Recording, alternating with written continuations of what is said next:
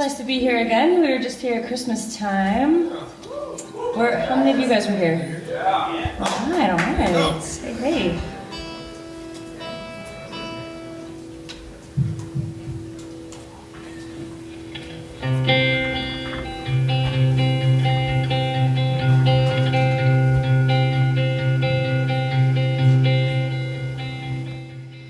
Everything is lovely. Everything is right. Everything is here because glorious design. Everything becoming our salvation now. You and I, we will survive.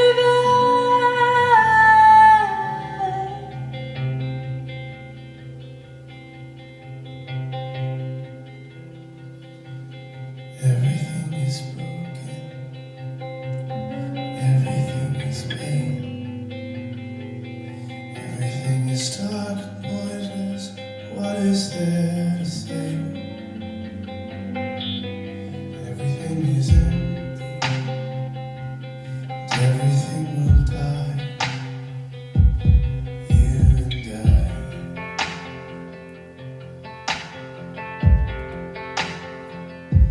See the night, see the sunrise, see the light,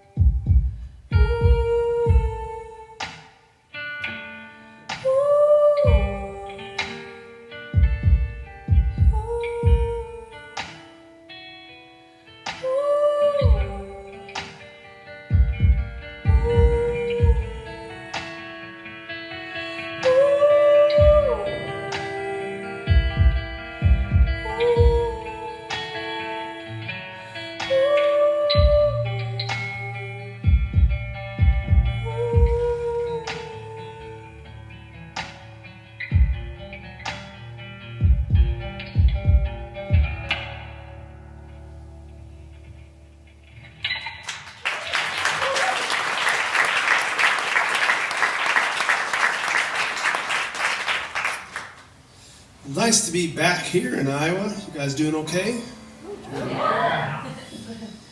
Yeah, so United just like destroyed my guitar yesterday. I'm like, so bummed out.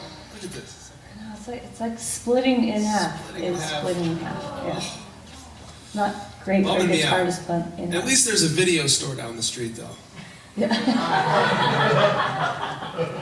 That really gave me some joy a minute ago. I walked over there. I was like, video store. I didn't It's the last one. Did you say you can get movies for free? It's They're what? free. Oh, Kids' movies are free. Of course they are. And they serve milkshakes to you, probably. Roller skates or something. I think we were laughing about that the other day, like when we were dating. We used to go to the video store. Yeah, it was great. I just walked. I did walk in there. I was like walking around. Was I Blast from the I past. can't get anything. I'm in a car on the way out, but it was nice. You guys have it. You have it. You have it made. The Chinese place was pretty good. That's all you need in life. When we started that first song, I was a little confused. Did anybody else hear another guitar playing? Oh yeah. What was that? Is the other record? Are there ghosts here in Zekes? Because Ghosts? the other record's still playing. Oh, is that what it was? I don't know. I don't think it was still playing. Oh, that was odd. Well, I'm glad I wasn't the only one who heard it, because then that would not be good.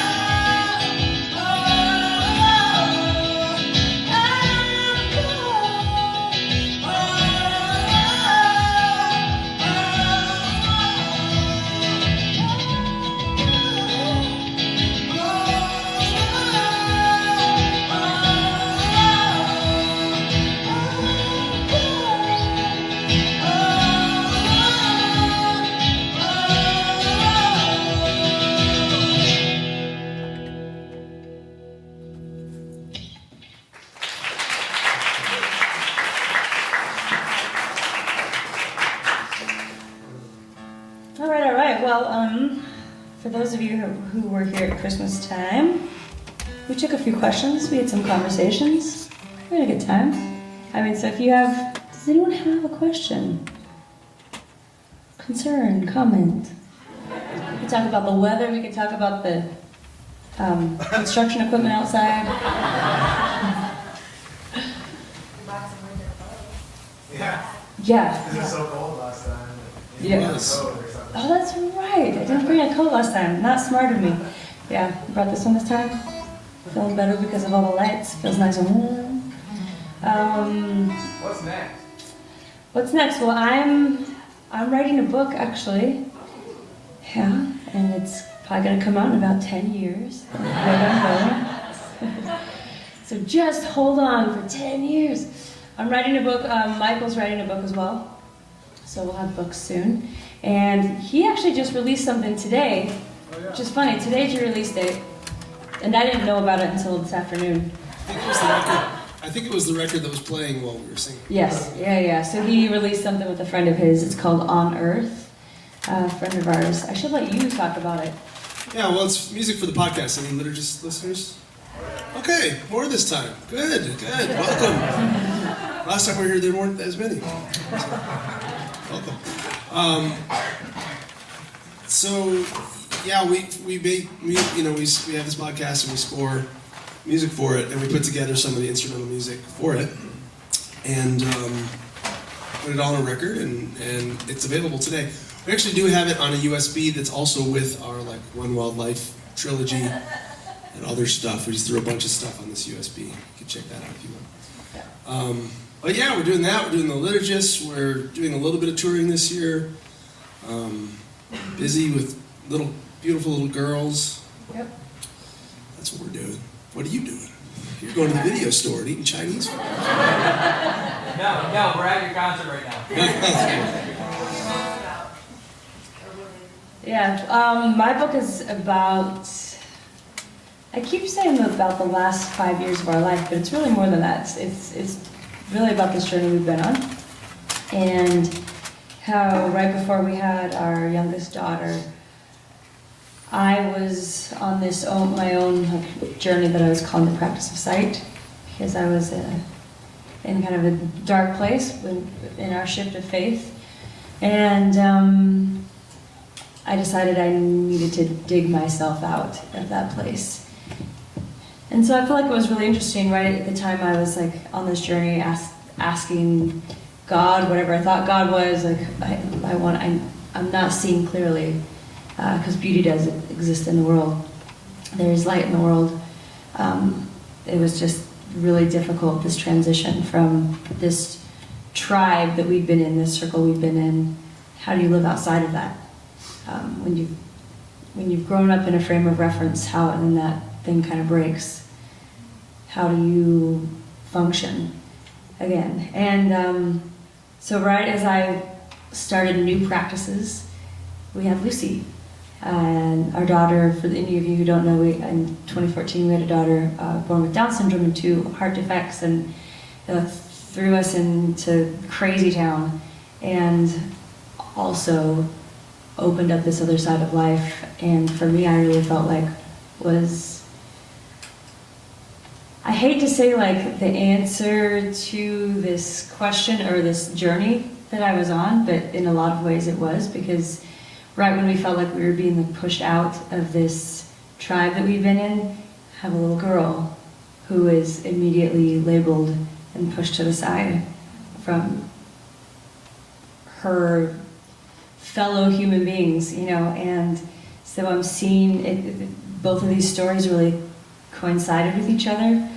My eyes opening and seeing beautiful reality, and seeing the world in a different way, and seeing this baby girl that is labeled as an issue by so many people, and then we see her she's a gift, and she's perfect, and she's a light, and she's all these things that we never could see before. So wrestling with the title, many different title ideas, and it's been a profound experience, and there's a lot to it, so it's hard knowing all what to put in it, and I think I'm going to give my editor a big headache because it's like, no, then this happened, and then this happened, and then this. So I'm sure the process is going to be a long one. But that's what mine's about, and Michael's is about fairies. Something like that. Fairies being real, and I don't know. The working title is Fairies Are Real and God and Santa and everything else too.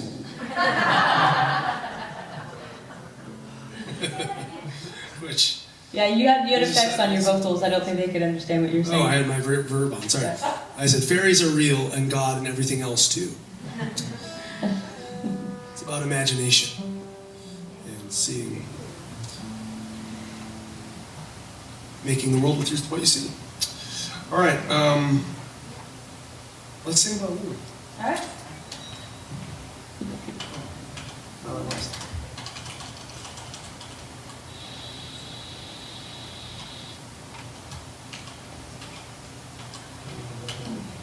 So this song was written for our daughter Lucy, and it was I'd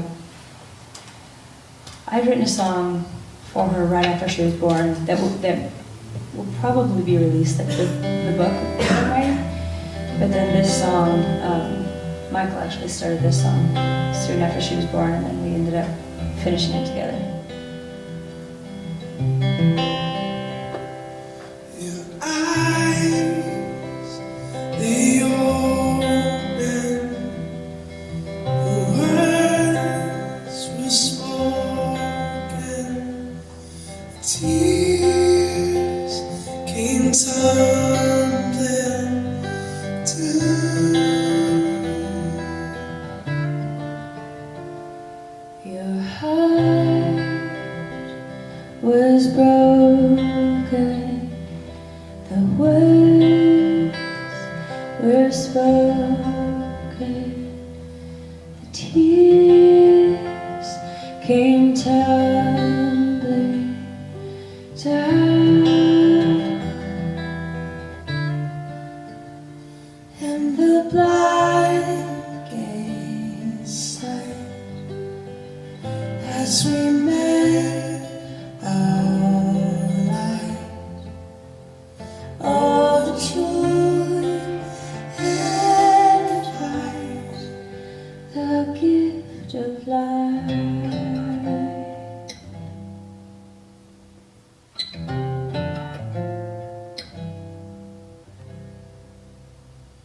Your hands, the creases, your feet, your breathing, your mind, your perfect life,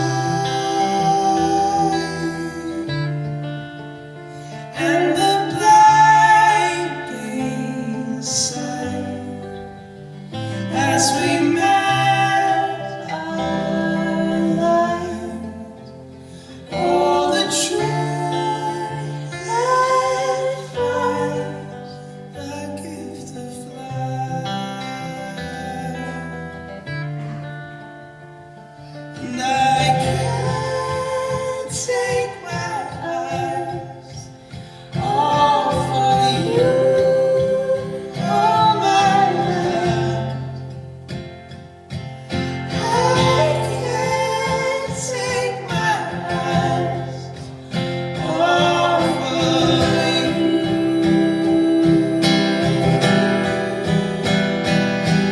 I can't take my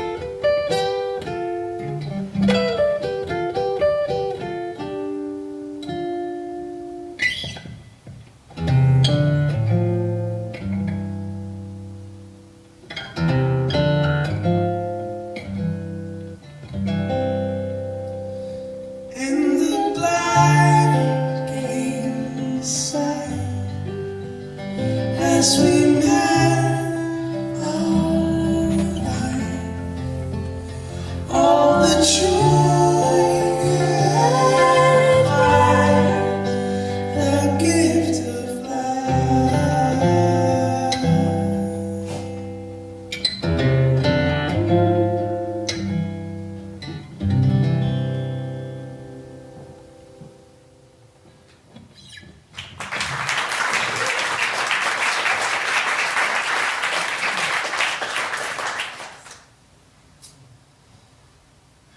Well, let's see. Any other questions? What do you want to talk about? Any weird liturgist things you want to talk about? Liturgists, so as you don't know, there's the weirder people. Liturgists are always a good, interesting crowd of people. I just wrapped up biosynthesis. Yes. Some recommendations, whatever. Are you a patron? Yeah. Oh, you're a patron. So I didn't talk about that on the main podcast. Okay. That's what gave you away. Great. I thought you were like, I'll let you know more if you're a patron. He's like, can you give me some more bucks? No, Are you no, gonna no, pay no, for no. that? I was like, wow. No, that's like real inside talk, biocentrism. What'd you think? Yeah, real good. Real wild, right? There's this scientist guy that... God, we don't need to get into biocentrism here today. You can read about it if you'd like. It's wild. I don't know. I mean, any other like science books? I don't know. I just read this one that's called like the spooky distant. Spooky now? It's not called spooky now. Like the spooky distance or something like that. But it's about like space and time not being real. That's what I like, that kind of stuff. Yeah. Spooky action at a distance. That's what it's called. Spooky action. Okay. Any other questions? I opened the floodgates. I suppose. My tattoo is well, it's a circle, but it's supposed to be the inside is a pearl and then the outside is a moon. So it's for my girls. Yeah. I have like a very long explanation of it, and I said it once, and then I felt like I lost people. I was like, well, the inner circle is a pearl because Amelie Isabel Pearl Gungor. The other one is Lucy Moon, Luciana Moon. Her name's not actually Moon, but we You're just wished gonna we do it. did. What? You're just walking through the whole explanation. I know. Like I'm letting you know because I felt like they were like, oh, okay, cool. So, and then it's like this whole thing, and I'm the mother because they came from me, and so I'm the circle around them, and birth and life, and the circle of life, and yeah, it's long. I lost you at Pearl. What? I lost you at Pearl.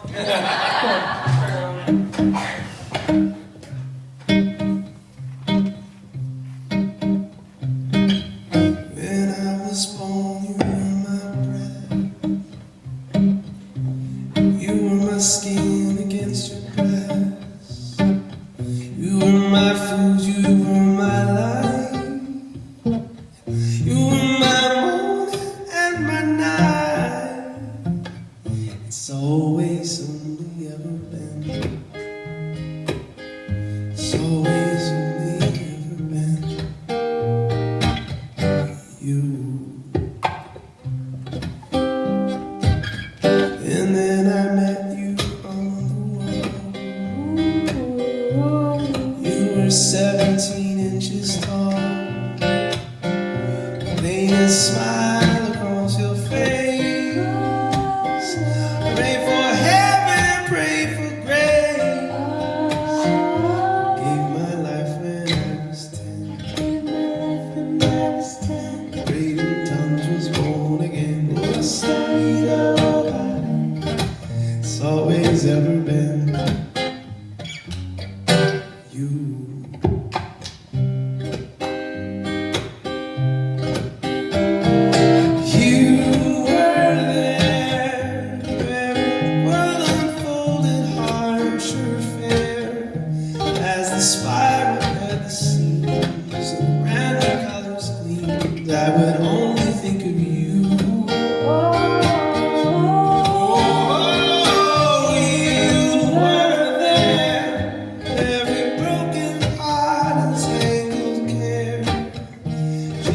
savior, Lord and King, oh my friend and everything. It was always only you.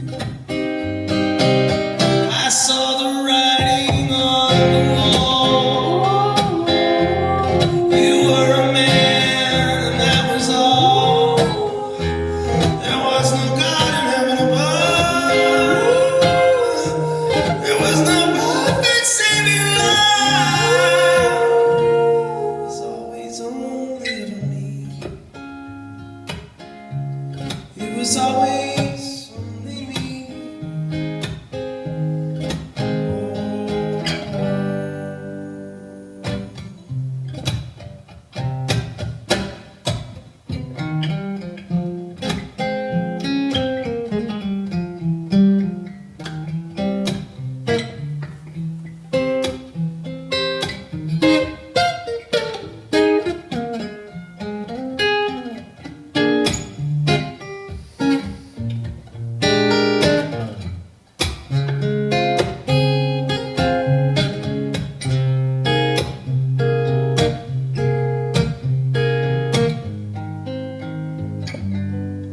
And then my world was torn apart.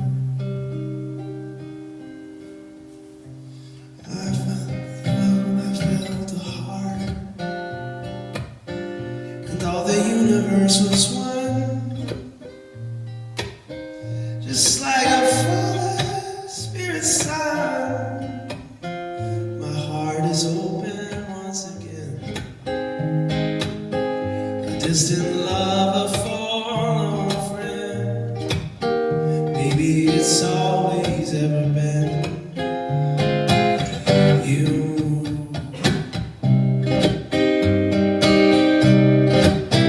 Oh, if you are there as the world unfolds its harsher fare, as the spiral past the seams and the holding holds my dreams, I will stay right here with you. Oh, you were there, every broken heart and tangled care. Jesus, teacher, I'm a light, Son of God, source of light, and it's always only you. It's always only you.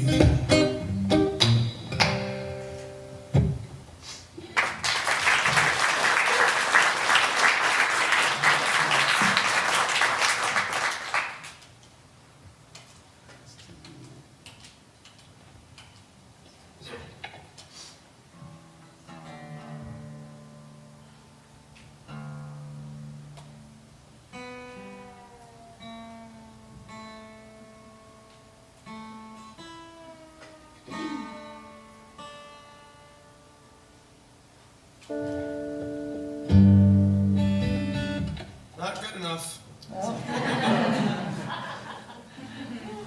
Actually, could I get a little bit more of Michael's vocal in this little guy, this little monitor guy? While we're adjusting.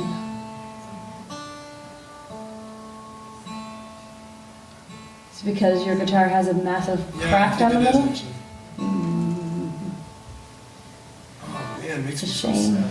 This guitar has been through a lot. Yeah, it had I think that's from a previous wound. We were playing this one show and we had like this piano player, he was just like pounding on the keys, and it was a big what was it, motif? I don't know if you know you know the motif keyboard. Some of you know. They're huge, and it fell on his guitar twice. They like picked it up, they're like, oh, let's keep the guitar under the faulty keyboard stand. So it fell on it twice, put a hole in it, crack in it. Yeah, poor guitar. I got this thing when I was like 15. I had saved up all my money for years. Finally got it. It's been all around the world with me. She's had some battle wounds though. It's all right, baby. It's all right.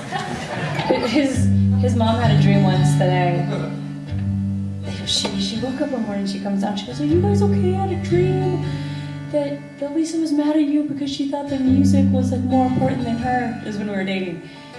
And she goes, so you took your Olsen guitar and you smashed it. And she was mad at me. I was like, that didn't happen.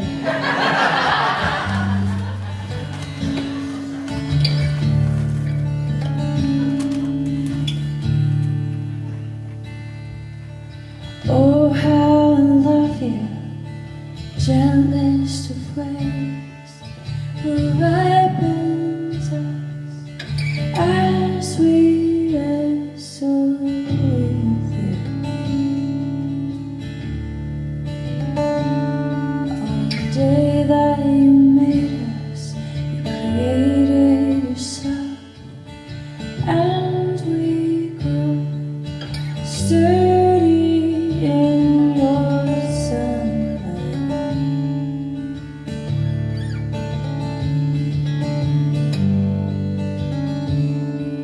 The great homesickness we can never shake off.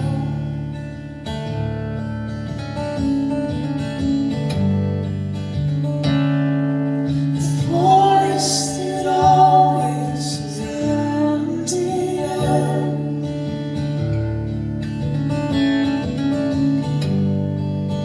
You, the song that we sang within every silence, darkness burning through.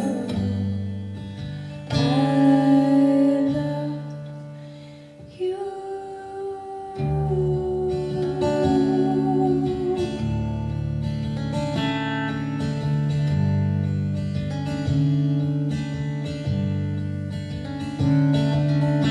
Oh, how I love you, gentlest of ways, who ripens us as we wrestle with you. On the day that you made us, you created yourself. Oh, and we grew sturdy in your sunlight.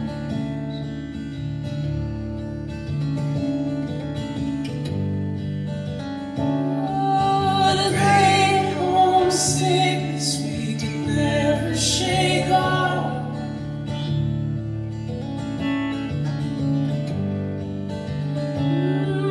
The voice that always surrounded us.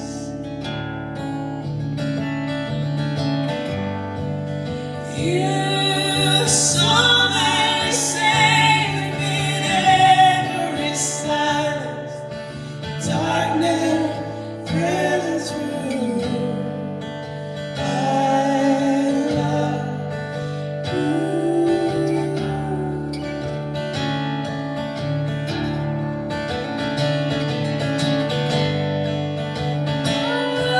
The great homesickness we can never shake off.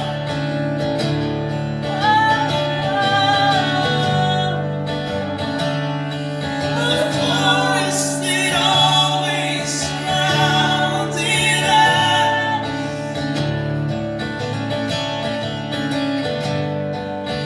You, the song that we sang in every silence, darkness burning through.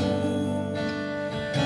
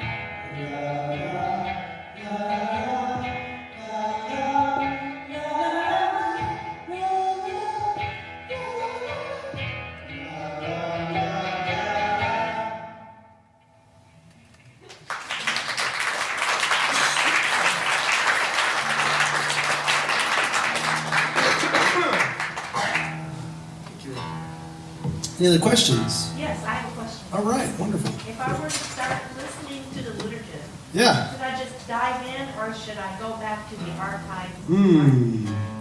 Maybe find first a topic that interests you. See if you like it, and then you can dive in from the beginning. I feel like we've gotten better as we've gone along at it, but would you liturgists recommend that? Yeah, I think that's a good way to go. Find a topic that interests you. There's some of the big ones are, the woman one's really good. LGBT is good. The race one is really good. Lost and Found is kind of a staple. What? Other Side of the Mattress. All the ones with Lisa. Yeah. Yeah, that's true. What would you say to artists who are aspiring to grow, but know that they're not going to fit the mold of Christian artistry? It's a good Good job. For you. Well, Yeah, I mean, I don't think you should fit a mold. And I think there's too much of that mold. And that's not to say there's not good things coming out of it, but And that's tends to be the way of the world, right? Like there's something comes up and then it's popular, then everyone kind of wants to copy it. And if you want to make money, the tendency is to like, well, I'll do this because that's a tried and true formula. Let's make money. But our advice to other artists has always been find your voice, but your unique voice and what you feel like your thing is and that you can do well, what sound you're doing well at, and keep doing it. Play for people. I mean, if you want to get out and play shows, just do it as much as you can, and don't say what you want to say, and don't let fear rule it or run it, because it's hard. It's hard to make art and make a living. If you can have a side job, I mean, that's great. But if you're going to do art, do it because you have to do it, because you have to make the art or the music, and there's something that you need to say. You're going to get flack for it. I mean, there's always going to be people who like it, and there's always going to be people who hate it or dislike it or send you comments or send you whatever.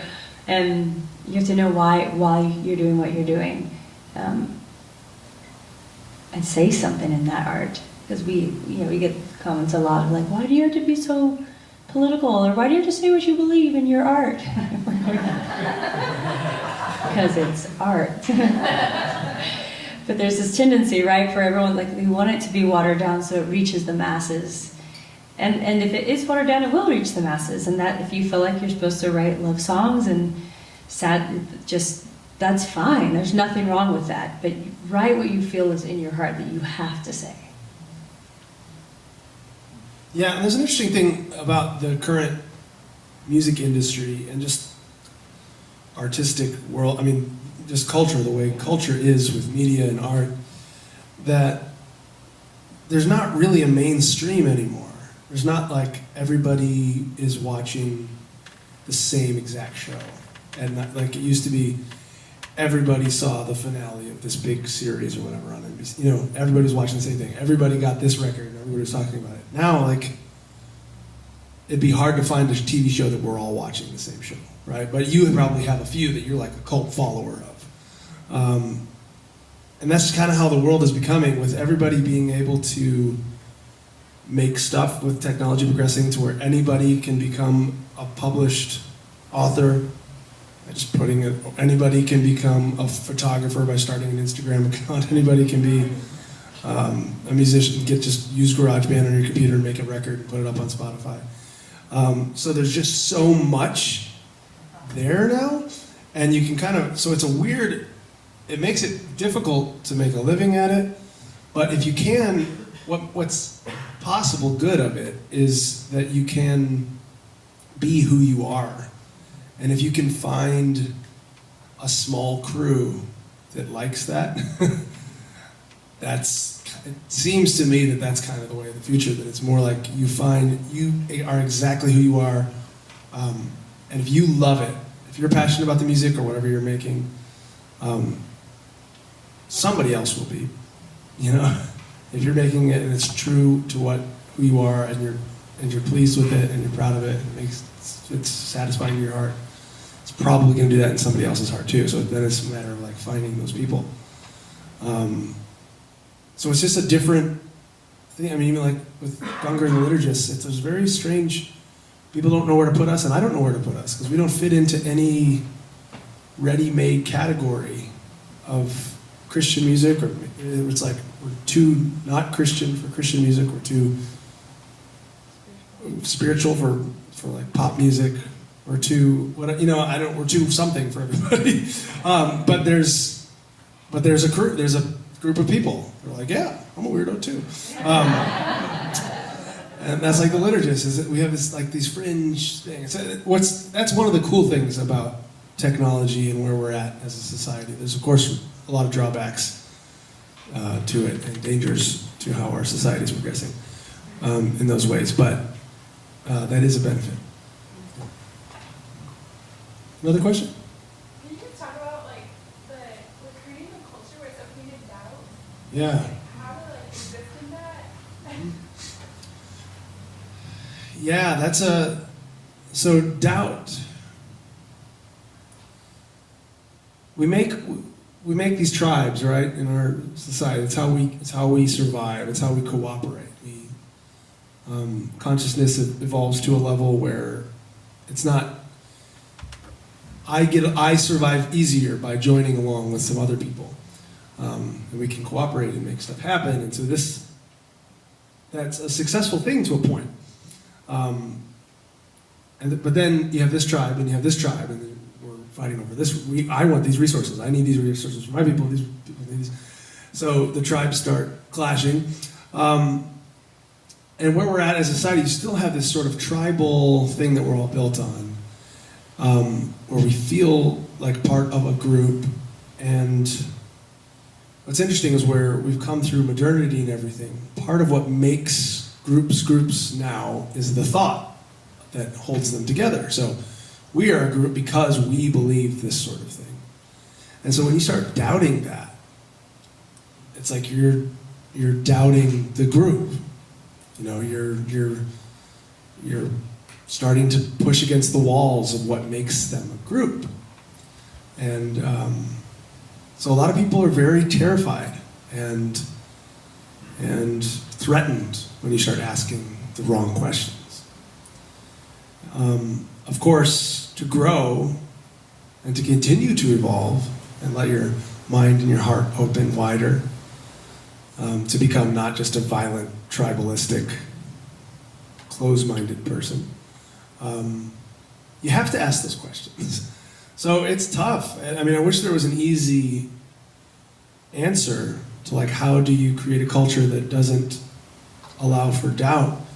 Well, even with, sorry to jump in there, but even with Bloom, did you want to finish that? No, go ahead. Even with, like, we started a church in Denver, and that was our main thing for it, right? And a lot of it depends on how something starts. So, you know, we used to work at this big mega church, and that's not how the thing started. It didn't start saying, hey, like, all different ideas and ideology is welcome. It was a singular idea. And then Bloom was started, we consistently said that. We made it a point to say, hey, just so you guys know, there's a lot, we don't all have to agree on the same thing. That's not what actual unity is. That's all uniformity. So we made a point to saying that every single week, and so that's what it became. And all these people saying, oh man, like, hey, I don't totally agree with you on this, but I love you, and the point is love. The point is seeing past our differences, loving our differences, and seeing a person for who they are and loving them, not just their ideas. So it has a lot to do with like, if you're even within a family, like the family I grew up in was all about like certainty, and you don't question, you don't doubt, you don't this. And so when I started going through that, it was really difficult for my family, but I know other families who, that's how they started. Their parents were like, hey, like, this is what we think, this is how we think you should live. But, and they're gonna hand this like truth open-handedly to their children and say, hey, you figure it out for yourself. And a lot of those people, like, they're really healthy because they don't feel like it's bad to try other things or find a way. You just, give them that one way. It's like telling the kid don't push that button. You know, the kid's like, oh, well, I kind of want to. So a lot of it is how it starts. And if you find yourself in a group that's like not letting you question or doubt or grow, then you might find yourself like doing it alone for a little while until you find people you can take the journey with. I think there's it's easy for someone like the liturgists. We consider ourselves very open-minded, very open-handed towards people of all, wherever they're at, wherever their background is. You're welcome as you are. But of course, there's a point that, like, if you come in as a white supremacist, neo-Nazi, and are just spouting off your ideas in the middle of our table, in the middle of the, we'll be like, that's not actually welcome here. So we have lines, like we have things like we don't those are values that, like, we're not gonna question that all people are equal. We're not gonna elevate white men above other people. It's not part of our, you can't doubt that. So in that way, it's strange, it's like you still hit your walls. I think those are healthy, good walls. Personally, but I guess I'm imagining that's how it feels. I can remember that's kind of how it feels if you're like, you're at some evangelical church and you're questioning whatever, whether it's a sin to be gay. And that's not on the table to ask or think about at your place. And you're like, and for them, they have reasons for that. Yeah, that's And what I want. I disagree with their reasons, but it's like they have the reasons. So at some point, you have to choose to be a prophet, or find a new place. Find a new zone that you can be in safely and ask your questions. And that's something you have to decide. Whether you've totally outgrown the place you're at too much, that those walls are too constricting for where you're going, or that you can be a voice within it of light and of, hey, let's remember there's refugees that need, whatever. You're a voice within the belly of the monster. It's my bias showing through. All right. Is that fine? Is that a fine answer?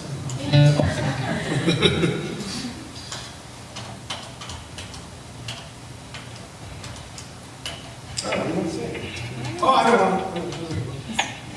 I know what you're gonna do. Yeah. We like to try to kind of follow the flow of where the conversation goes and find a song that works, and that's what we're doing.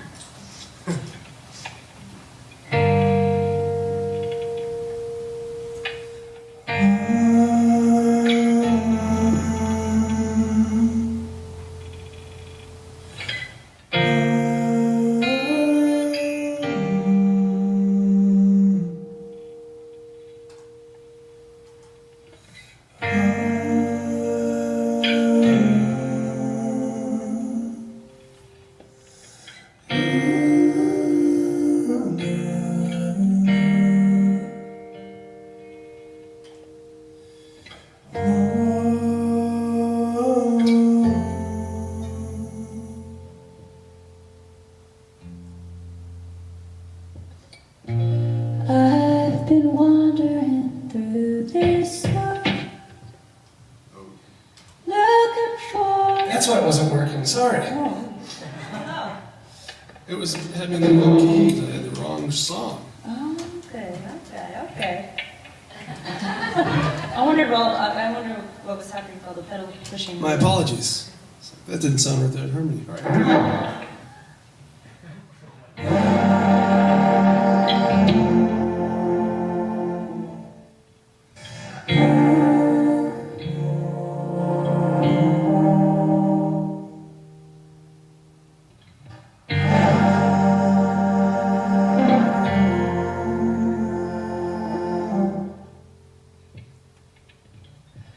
I've been wandering through this world, looking for an anchor to hold me, and I've been stumbling through this world.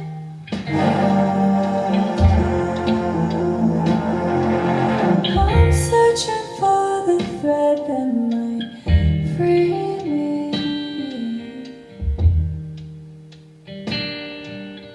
I forget you, and I've been holding on to you.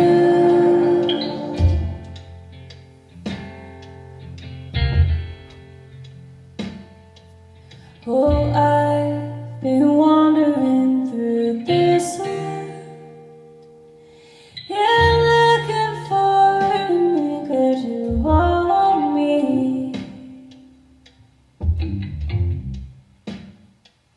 and I've been stumbling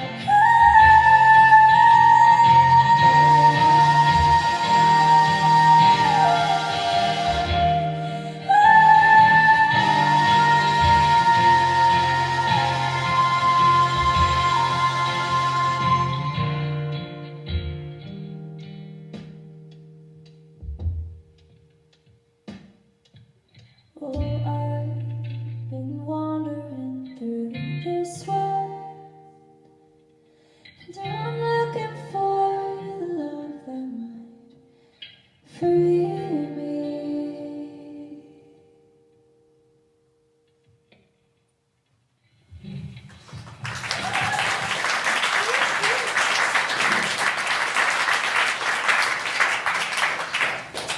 You know, I thought of one other thing I wish I would have said, so I'll say it on the doubting question.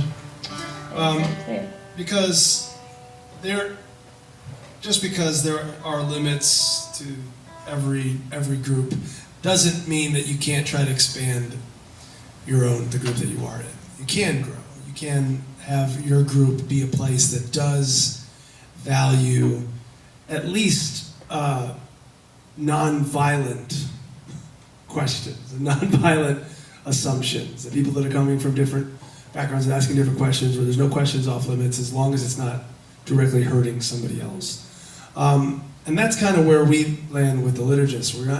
And here's like in a Christian environment, like a church, I feel like sometimes, so often actually, not just sometimes, the church forgets that verse that they claim to believe that God is the author and the finisher of our faith. And instead we try to make it about this thing that we try to make happen. We try to get these people to believe like this, like us, so they can come and be part of us.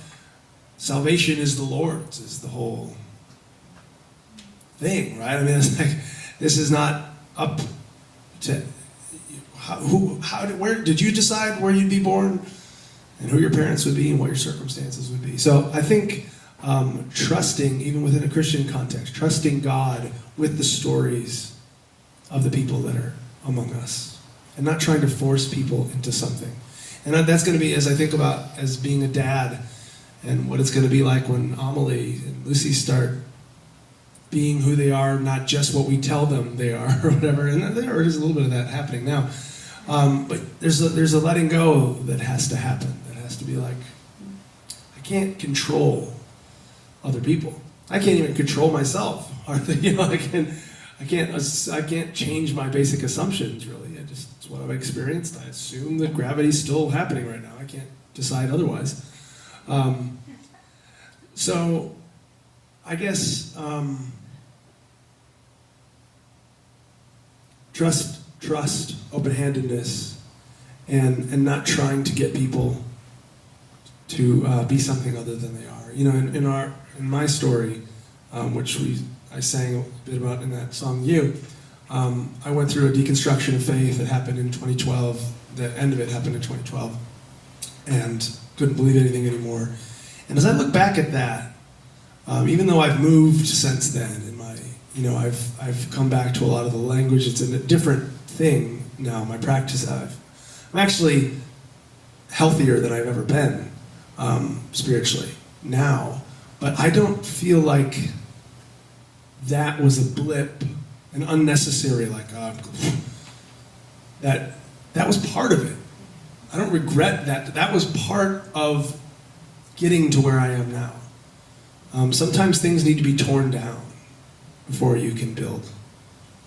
Sometimes the asbestos is in the walls and you have to tear the whole place down before you can, so who are you to judge somebody else and where they're at, and whether they're tearing something down, or whether they're building something up, and what those words mean to them, and what's associated with their practice? Like, it's not yours to decide. That's a culture, if you can find a way to just, however that is, if that's a culture of a friendship, a group, it just comes down to all you can really do is see it that way yourself and treat other people that way. And not try to control other people's journeys. And even your own, having grace with yourself and with other people and where they're at. Yeah, I feel like to ditto that. I feel like I really had to learn that with my mom, old Nance. Her name's Nancy. Not old Nance, just old Nance. Old Nance. Old Nancy Pants. You can call her that. You can call her Old Nancy Pants if you like. But she, how I grew up, my mom was my best friend, and we would pray together, we would do everything together. I was homeschooled for a while. Must be why I've kind of weird. We were both homeschooled for a while. Homeschoolers. Go figure, huh? So, any homeschoolers? Yes! Oh, people! And so, like, I believed exactly like my mom believed, and then it all changed. And so, like, I had this pretty wild experience a few months ago of, yeah, just going, oh my gosh, like, I came from this woman's body. Like, just, I came from her, and I don't understand her at all. And my voice sounds like her. I sneeze, and it sounds like my mom.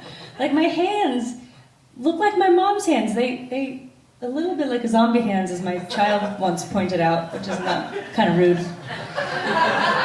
It's cool. But I sound like my mom, and I cough like my mom. It's so weird. And then I'm like fighting against my mom because we don't have the same language, and we don't. It's the spiral dynamics thing, right? Like, when I learned about spiral dynamics, it like blew my head off. Like, what all does this mean? I don't know what all that means. Your brain is This is another real nerdy thing, spiral dynamics. Spiral dynamics is different levels of consciousness, and so that's a whole thing. You can listen to it if you like to, but it's basically like, it's my mom and I are using different language. We've come from different worlds. Even the world my girls are going to be in as adults, it's going to be a different world than we're in right now. Everything is changing so fast.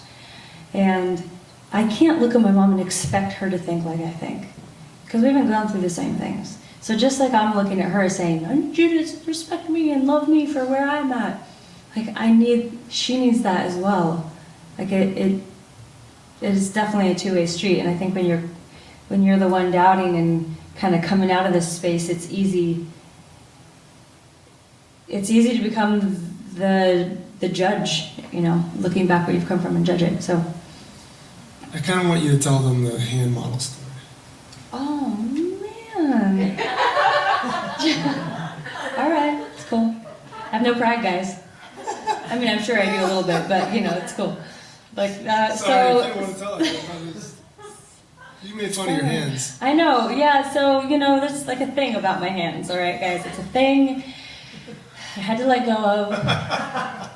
My ego is not my amigo. I want to make a shirt that says my ego is not my amigo. And so I've got these hands. First off, this is going to be my book. I've made sure this is my book so everyone knows like where I've come from. I used to work in the chili field as a kid. Like, I picked cotton and I hoed weeds in fields. That's what I did. I don't know if you know anyone else who has done that. I'm the only one that I know who's done that. And I thought like every kid was doing that growing up. That's what I did. And so I blame it on that. Like, I have really rough hands because of all the child labor that I did. And we were at this big mega church, and this guy from this big mega church calls me one day. He goes, hey, I need a hand model for such and such. And I thought about you. And of course, the only reason he thought about me is because I sing on stage. Like, I go, well, you probably haven't really seen my hands, have you? And he goes, oh no, I'm sure it's cool, it's cool. I go, no, I just want you to know, they don't look that great. He goes, no, it's cool, like, come on. So we meet at the church, and he sees my hands, and he goes, oh yeah. So first off, like, I didn't even want to be a hand model. I didn't want it, and he talked me into it and then turned me down. That's not cool to do to somebody. Not cool. And then my friend was sitting there, she goes, what about my hands? He goes, oh yeah, that's great, that's perfect. And then our wonderful little blessing child, when she was, I keep looking at my hands as I'm telling the story. I'm trying to be like, no, they're fine. They're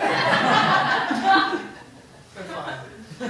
I like When your hands. Amelie was 3, we were at some restaurant, and it was like decorated for Halloween, and they had these mannequin zombies at the door. And we're leaving, and she goes up to the mannequin zombie, and their hands they're zombies. And green. They're green and Hands. they're dead. They're like dead hand, and they're just wrinkled in leather. And she touches the hand, and no lie, she goes, oh, it's like Mama's hands.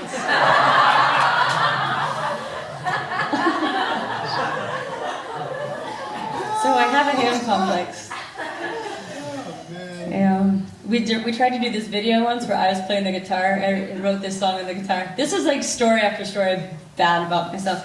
And so our cellist is playing, we're in this like beautiful field. Oh God. And it zooms up like on my guitar playing. It's just like, oh no, we can't use the video. And we didn't use the video because of my hands. Good thing I live in LA, right? I think like get hand injections. Don't they do that now? Yeah. I need fat hands. I don't know what song you're going into. I don't know what kind of segue that was, but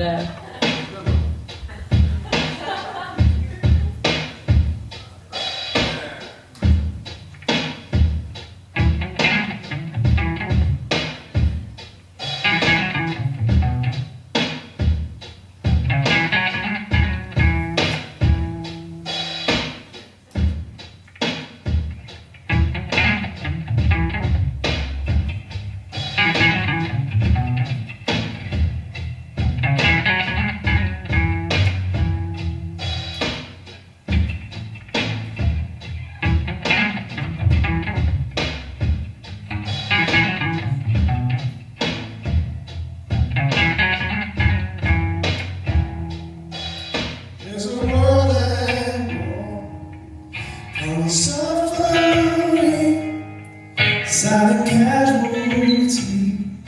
Oh God, grant us peace. In these sleepless nights, I can hardly breathe. Despite brutality, I know that we'll be free. I know that we'll be free. So let the light keep it shining. Let it break into the darkness. All the love there's is to see. We'll all be free. In these desperate times, love will hold us here. Love will join our hands, teach us to have no fear. So we lay our head down to wash their feet. As we see our brother, we'll all be free. Oh, we'll all be free. Let the light keep it shining. Let it break into the darkness. All the love there is to see. We'll all be free. Yeah. Let the light keep it shining. Let it break into the darkness. All the love there is to see. We'll all be free. we'll be free, free. We'll all be free. We'll be free, free. We'll all be free. We'll be free, Free, free. free, we'll all be free. We'll be free, Free, free.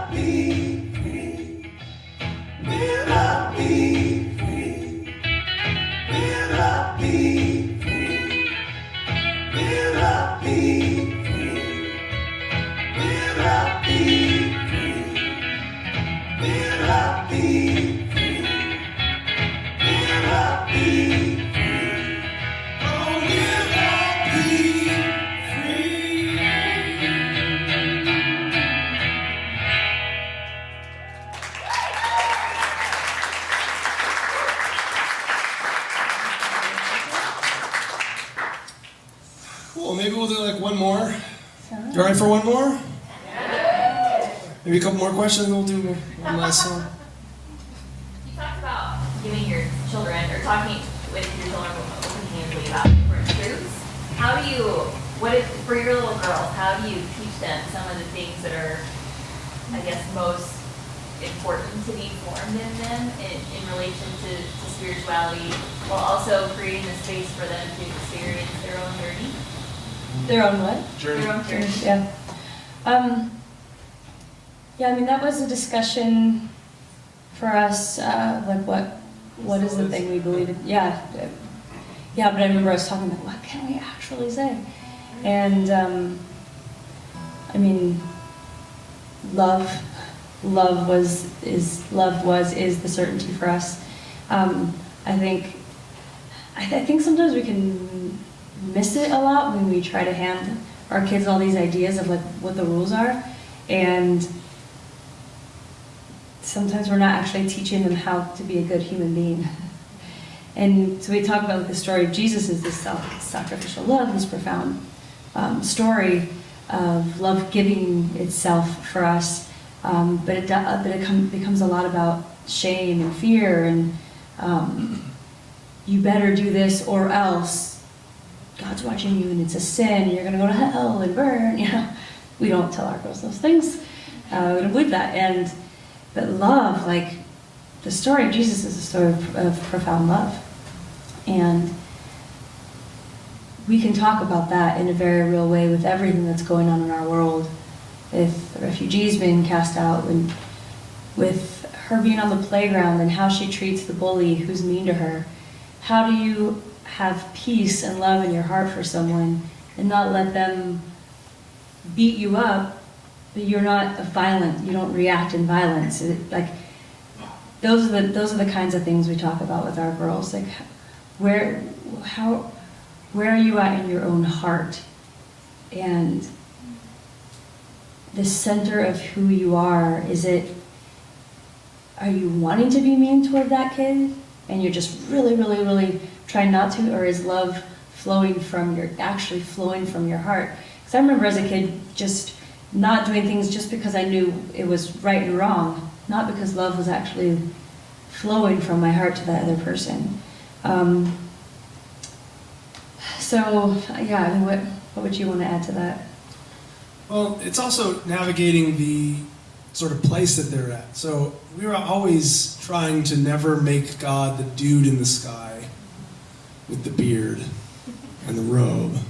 But then I would always ask her, like, what is, and I would like, God is love, and God is, you can't say that God is like a literal guy in the sky, because, you know, like, we try to give big theological ideas, but then if you ask, I asked her one day, when she was a little younger, so do you picture anything when you think of God? And she's like, yeah, he's like a God, he's like a beard. Well, she saw that picture. I mean, it's inevitable. Like, we've taken her to some places, or like family will show her. It's our culture. Yeah, our culture is that's who God is, and so. Yeah, it's. But at the same time, a 3-year-old can't understand abstract concepts like ground of being. You can't describe democracy to a 3-year-old, or these really abstract things. So they can get things with faces. So at some point, I kind of like chilled out about it. Like, yeah, okay, it's fine. Yeah. Fine. But now she's starting to get to the point where all that stuff we still told her, and it's still there, and she knows it. Because then, even when I press her, so do you think God is like a literal guy in the sky? Well, no. God is love. I mean, it's brainwashing. But now that some of that stuff is actually setting in, and she's like, well, how come everybody always calls God he? It's like, it's a good question. Yeah. So, you're going to do what you're going to do. You're going to teach according to your beliefs. I tend to think that a lot of the ways I was taught growing up were probably like Old Testament stories and stuff. That was kind of my Sunday school. I learned all these, but it just kind of like neutered Old Testament stories. I think that's fine. I mean, if that's what you want to do, fine. It seems pretty advanced to me. Like, if you're going to teach the story, like, God wanted to kill all mankind, so he sent a flood, but this guy and his family got saved, but then all the other people and the families and the babies, they all drowned while they watched from the ark. And so, baby Amelie, what do you think of that story? It seems like you want to, from when I talked to Amelie about that, I want to be able to be like, this will get me in trouble. It has gotten me in trouble, sometimes I'll say it. But like, there are lots of flood accounts through many different, almost every major religion, I think if not every major religion has a flood myth. There's reasons for those things being there. And of course there were floods of certain kinds, but to be able to talk in more like, who wrote this, when was it written, why was it written, how has it been used culturally, it's a little more advanced than like a 4-year-old can deal with. So for us, our daughter's pretty illiterate with some of those stories. She probably doesn't know who Abraham is. Yeah, she wouldn't do very well in those Sunday school classes. But she Bible loves, trivia. oh goodness, But- and she schooled your mom that one time. Oh, yeah, well, I was going to say, you know, I think that it is easy also to go like, yeah, there's like these things that kids won't understand. But I think they might have a grasp. They might not be able to talk about it very eloquently like an adult can, but they have this truth. Like my mom, a friend of mine was over at our house, and my mom was telling her how she needed Jesus in her heart. And this very grown adult friend of mine, and so she leaves, and our daughter comes out, and Amelie pulls me aside and she says, "Mom, I don't think that's right what Nana was telling her, because I know Erwin, her name's Erwin loves God." She said, I feel like I need to tell Nana. And I said, "Oh, okay, go ahead."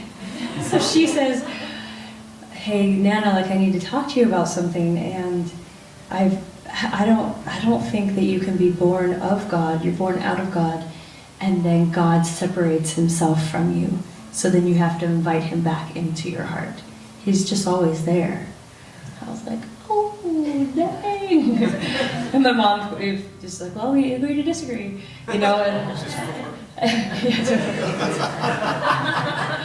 But I mean, that's beautiful.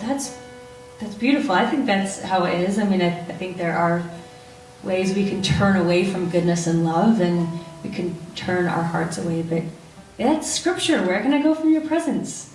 That's in the Bible, but we still don't believe it somehow. And I think for us, both of our girls have opened our mind in pretty profound ways to what do we believe, and let our children be our teachers sometimes. They can teach us. And the whole thing about letting them find their own way, sometimes just don't give an answer. Say, I don't know, what do you think? You know, and I think there's this want in us to always give an answer, because we want to be certain, and we don't want our kids to feel not safe, right? We want them all to feel safe and secure, and everything's safe, safe, safe. And I think you're handing your kids something good when you can say, oh man, I don't know, what do you think? Well, let's talk through this. And maybe you've got something you can share with me, some great idea that you have for me about this. And I think that's empowering to our children. It shouldn't just be this, I'm an adult, I could teach you, blah, blah, blah.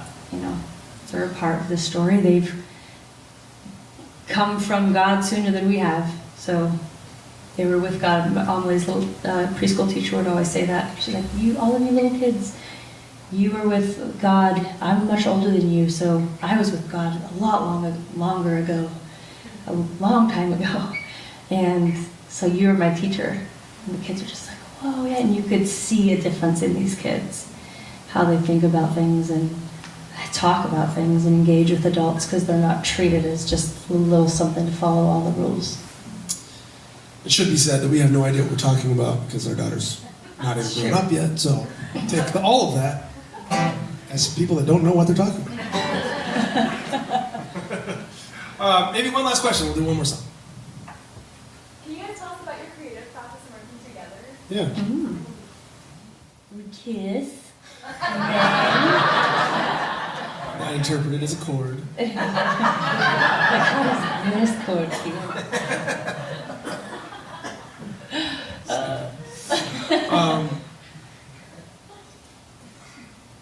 We don't have like a We don't have a process. process. We don't have a process. Next question. No. Yeah, it's always changing and different. Sometimes I'll come up with something and I'll show it to him, and it's normally like we're coming up with something, we show it to the other person, and then if they feel the vibe, we end up writing it together. Or, I mean, sometimes we'll write separately, sometimes it's lyrics first, sometimes it's music first. It used to be more so that we would sit down together and like, let's sit down and write a song, but I think our more natural flow is if I hear him working on something, I'm like, ooh, I feel like the words should be this, or I feel like the melody should be this. We don't sit down and just say, okay, now it's always try to fill out the inspiration. Would you say that's true? Yeah, and we got married really young, so we've been together forever. And those 100 people. years.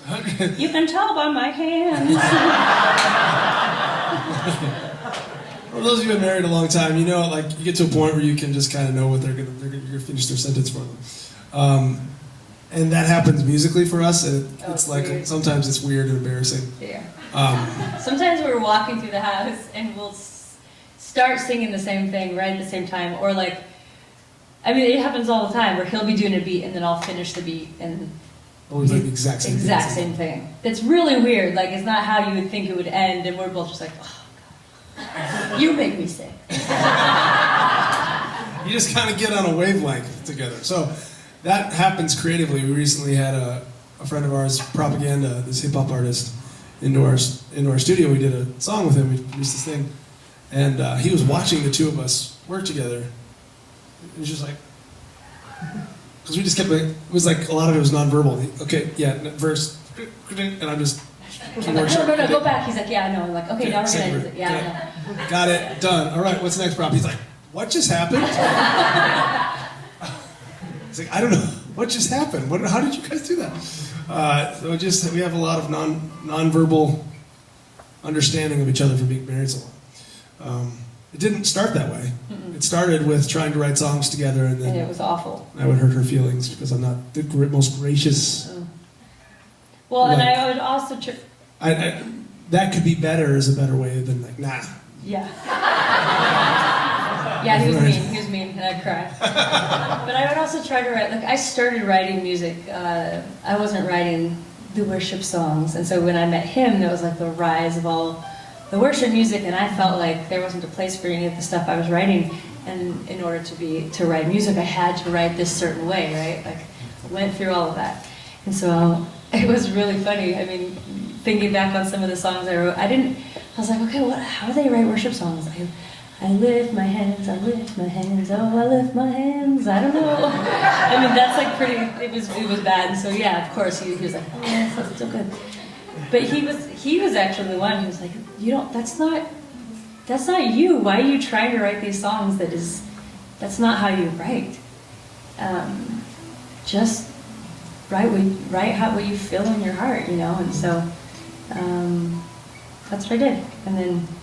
And then we slowly started writing together. It was like, Satan. Wait, what? What did you say?